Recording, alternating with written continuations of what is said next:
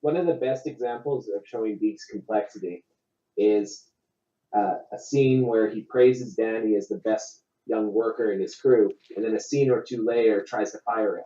Mm.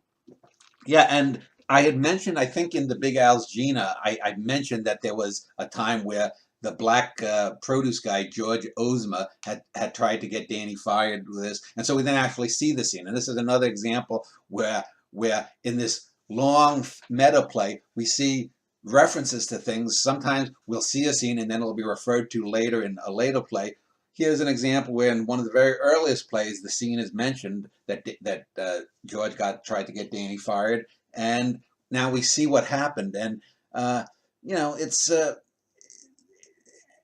thing, but the play also deals in a sense with identity because we have this large cast of characters.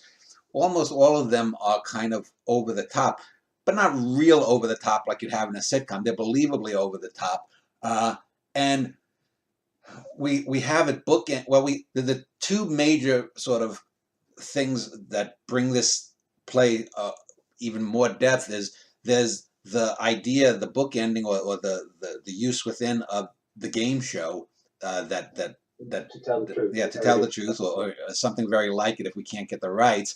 And then there's also the repetition of a certain scene where Deke is on his boat and he's got 4 or 5 different types of fishes that he holds out to the audience. And we get the love of Deke for this fishing, and that this seemingly transcends his love for retail. It transcends his lust for this whorish bookkeeper that everyone fucks. It transcends, I guess, his love for anything.